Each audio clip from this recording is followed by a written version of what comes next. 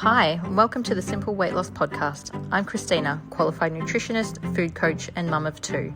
If you're a busy mum who wants straightforward, no-nonsense weight loss advice without all the complicated science talk, or you just want to learn more about health and nutrition in a way that's easy to understand, then you're in the right place. Hello, and welcome back to the Simple Weight Loss Podcast. Today I'm going to be doing something a little bit different. I'm going to be walking you through how to actually read a food label, not to make you start analyzing every single thing, but just to help you be more aware of the choices that you're making without only relying on the front of the packaging, which can be a bit misleading a lot of the time. And if you're only listening to the audio right now, I'm going to be looking at some labels on video. So if you're able to switch to video on Spotify or YouTube, that would be best. I wanted to do this episode because I even get sucked into marketing on food packages. Things labeled as health foods usually have all the right words on them: high protein, no artificial colors, made with real fruit. But when you turn them over and have a look at the actual label, it can be a very different story. Now, this isn't about getting anal and obsessing over every single ingredient, because you'll drive yourself crazy doing that. It's just about knowing what to look for. And once you know, you can't unsee it. So today I'm going to show you what I look at and why. And I'm going to be having a look at three really common products. I've got a breakfast cereal, a protein bar, and yogurt, because there can be a lot of confusion with these foods and they have some of the most misleading packaging out there. So let's get into it. Before I look at any labels, I just want to talk about the most common mistake that people usually make, because the system's designed for that to happen. Most people just read the front. Like I just said before, you look at the front, you think this looks amazing, and then you stop there and you buy it. It might say things like high in protein or a great source of protein, 97% fat-free, natural ingredients, no added sugar. These phrases are marketing. That's all they are. And they're legally allowed. They just need to be careful with the way they word things. And these words are chosen specifically to make you feel confident about picking up that product and buying it. But the actual nutrition information is on the back or the side, wherever it might be, somewhere less prominent. And it's usually very different to what they've marketed. So the first rule is the front of the pack is an advertisement. The back is the information that you need. Look at the serving size, then the ingredients list, the numbers, so specifically protein, fiber, sugar, and sodium, and have a look at whatever the front of the pack was claiming if it matches up. Okay, so first up, I'm going to look at this cereal, which is Wheat Bix Fruit Bites.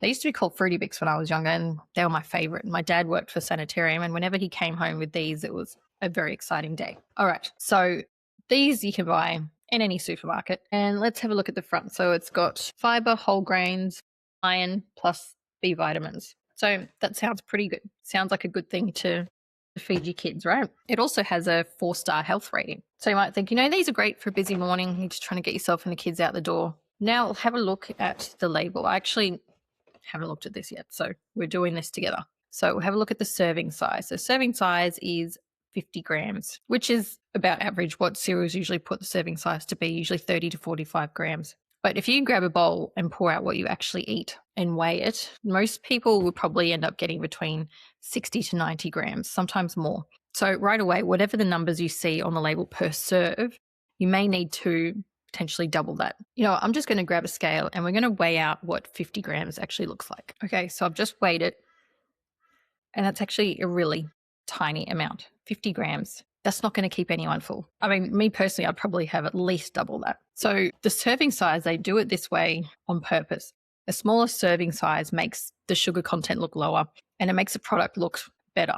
So that's definitely something to be aware of. So next we're going to look at the ingredients list. Ingredients are listed in order of weight, so that the first ingredient is what the product contains the most of.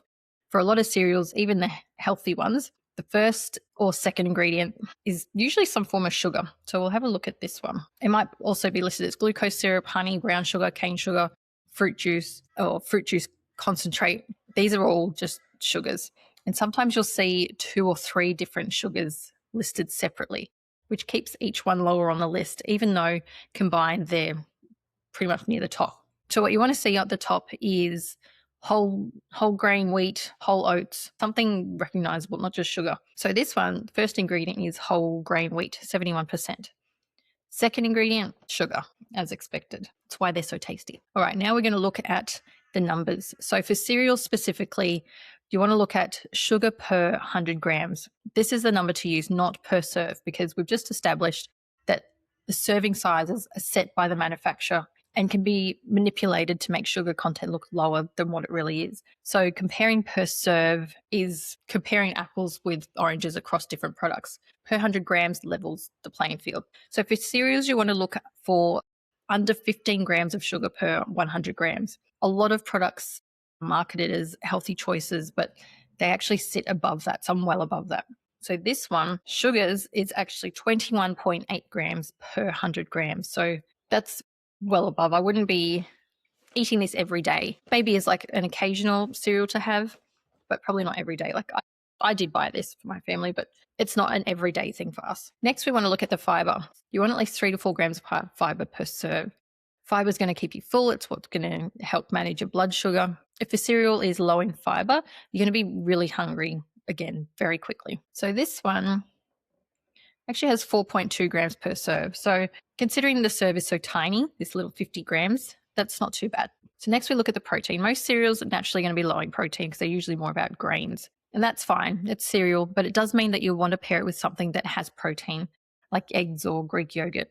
That's what's going to get you through to lunchtime. So this one has 4.9 grams of protein per serve, or 9.7 per 100 grams. So it's on the low side. All right, now we're going to go back and take a look at the front again. So it says there's fiber. I mean, it's not a lie. It does have fiber. Whole grains, yes, it's got whole grain wheat. So that is accurate. And iron plus B vitamins, well, yes, it does have those vitamins. So it's not lying. Actually, on the back, it does say it's high in fiber. I mean, it's not low in fiber. I'd say it's not too bad when it comes to fiber. In Australia, a product can make a claim if it contains at least 3 grams of fiber per serve. So it's a pretty low bar. It just needs 3 grams and it's considered a good source of fiber or high in fiber. So it's not false, but it's not great. I'll just say that. So whole grains, this one tells you that some of the grain content is whole grain. It doesn't tell you how much is whole grain or what else is in there alongside it. Now, I don't have anything against cereal. Definitely not trying to demonize them. I enjoy cereal every now and then. Some cereals can be a decent option, but now you know how to tell the difference and what to look for on your cereal packet. Next up, I'm going to have a look at this protein bar. So protein bars, there's definitely a lot of confusion around them, especially with women and mums who are in a hurry, who are trying to lose weight and just trying to grab something quick and easy, and they've been told to eat more protein. So of course you go for a protein bar. You know, it makes sense. You grab it because it's convenient and it claims to be high in protein. But not all protein bars are what they seem. The front of this one says 10 grams per serve, satisfies your hunger with roasted nuts, gluten-free. Doesn't say a lot more really. So let's have a look at the nutrition label. Serving size, I mean, it's just, this is the one serve. Can't do much else with that. That's pretty straightforward. Next, we look at the ingredient list. So if we look at the first few ingredients, you want to see a protein source near the top. So it might be whey protein, pea protein, milk protein. All of these things are a good sign that the main source is protein. What you don't want to see near the top is glucose syrup, sugar, or anything that ends in OSE, O-S-E, like maltose or dextrose.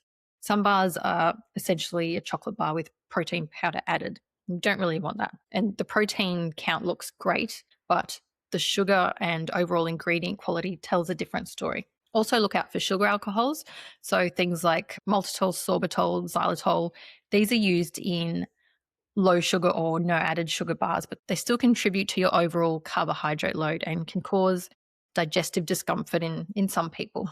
Okay, so this one, the first ingredient is nuts. So peanuts and almonds, and then plant protein blend. So that's pretty good. It's not bad. All right, then we want to look at the numbers.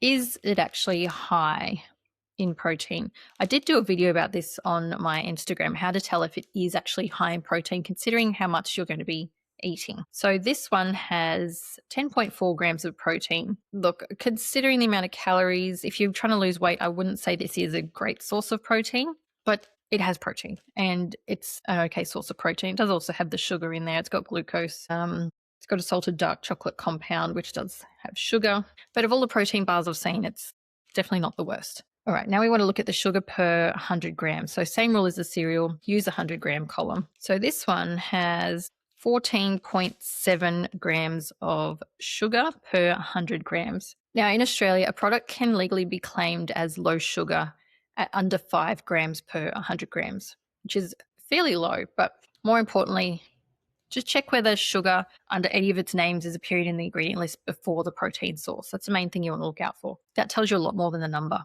So in this case, sugar does not appear before the protein, so that's a positive. If we have a look at the saturated fat as well, this doesn't need to be 0, but if it's very high, then it's worth checking what's driving it. So that's fairly low. Now, if we look at the front of the pack again, I mean, it's not claiming anything crazy, so I wouldn't be too worried about this bar, to be honest. But if you do see something like natural ingredients, there's actually no regulated definition of this in Australia, so it can mean almost anything. So if you're looking for a good protein bar, just look for one where the ingredients list is relatively short and recognizable, and the protein source is clearly listed at the top of the ingredients list and not the sugar.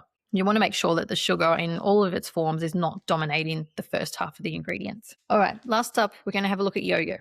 This is one of my favorite foods. I eat a lot of yogurt, and I've got a plain Greek yogurt here. It's great food, great source of protein, contains beneficial bacteria, it's good for your gut health, and it's actually really filling. But the yogurt aisle is also one of the most confusing sections of the supermarket because the range goes from actually being nutritious to essentially just a dessert. And the packaging doesn't always make that obvious. So this one, I mean, I'm not expecting to find anything real wrong with this, but you want to look out for things that say low fat, real fruit, possibly no artificial sweeteners. They're the kind of things you want to look for. This one's pretty good at just, saying serve 13 grams of protein per serve, a whole milk 4% fat. It's got a 5-star health rating. It really doesn't claim a lot. And that's usually a good thing on a product when it's not overloading you with information on the front of the pack. Yogurts are usually sold in individual serves as well, like 170 to 200 grams, or larger tubs like this, where the listed serve is around 100 to 150 grams. So this one is 160 grams for a serve, which is about right. That works out to be maybe just under a cup of yogurt. So it's a decent serving size. Next, we want to look at the ingredients. Not many ingredients on this, which is good. So you want to see milk or skim milk near the top. You want to see live cultures, things like lactobacillus or acidophilus, bifidobacterium.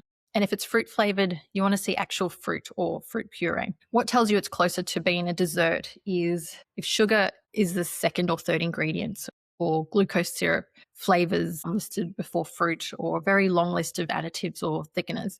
This one literally has skim milk, cream, and live cultures. Perfect. That's what you want in a yogurt. Simple, basically just comes from milk. Low-fat yogurts, they often have more sugar than their full-fat options because fat carries flavor. And when you remove it, the manufacturers typically have to add sugar or flavoring to compensate. This doesn't mean a low-fat yogurt's bad, but it does mean that low-fat is not the same as better for your goals. So keep an eye on that. Sugar on this one, pretty good, 4.3 grams per serving or 2.7 per 100 grams. So this wasn't probably a good example to use of what not to look for. This is what to look for in a yogurt. So what I look for in the yogurt, you want to look at the protein. So Greek style yogurt like this one typically has 8 to 15 grams of protein per 100 grams. Regular stirred yogurts are usually 3 to 5 grams. So it's a lot lower. And protein is what makes the yogurt filling. So this number matters. You want to be on the higher side if it's something you want to help keep you full. Looking at the sugar, this is where you need to be a bit nuanced because milk naturally contains sugar, which is why this one has sugar. So even plain unsweetened yogurt like this one is going to have around 4 to 6 grams of sugar per 100 grams. Like this one's actually lower. It's got 2.7, but it's going to naturally have that. So you don't need to worry too much about that. If a flavored yogurt has 15 to 20 grams of sugar per 100 grams, the excess over that 4 to 6 baseline is just added sugar. So you might want to avoid that one. At least avoid it as something you have on a daily basis. For fat, for plain full-fat Greek yogurt like this one, the fat content is obviously going to be higher, and that's fine. That's going to help you stay full. And it's from the dairy, and it helps you absorb fat-soluble nutrients. So don't be scared off by this number in the context of a whole food like yogurt. And if we go back and have a look at the front of the pack again, this one, it doesn't claim anything outrageous, nothing to really worry about. But just keep an eye out for things like low-fat, real fruit, like where's the fruit coming from that it's claiming to be real fruit. If fruit juice concentrate is listed ahead of actual fruit pieces, the real fruit claim is technically true, but it's not quite what it sounds like. Also look for no artificial sweeteners if it claims that. This tells you what's not in it, but it doesn't tell you what is in it. So it's perfectly possible to have a yogurt with no artificial sweeteners that's still very high in added sugar. So if you're standing in the supermarket and you want a quick, reliable way to evaluate a product, here's what to do. First, turn it over, find the serving size first and check if it actually matches what you would eat. Then go straight to the ingredients list. If the first two ingredients include some form of sugar, or if you can't identify most of what's on the list, it's worth thinking about whether this is a regular part of your diet or just an occasional thing. Then check the protein and fiber, because these are the two nutrients that are most likely to keep you full and support fat loss. And lastly, go back to the front and ask yourself, does what's on the back of the label support what's being claimed on the front? You don't need to do this with every product forever. Once you've checked the things you buy regularly, you'll know what to look out for. You'll know if that's something that you want to keep on a regular basis or just have as a sometimes food. So you'll have your go-to cereal, your go-to yogurt, your go-to protein bars, and you won't need to read the label every time. So the goal isn't to become obsessive about this. It's just to make informed choices without being misled. Well, that's it for today's episode. I hope it was useful, and make sure you share it with someone who might find it helpful as well. And be sure to follow me on Instagram. I have lots more tips and tricks to do with nutrition and delicious recipes as well.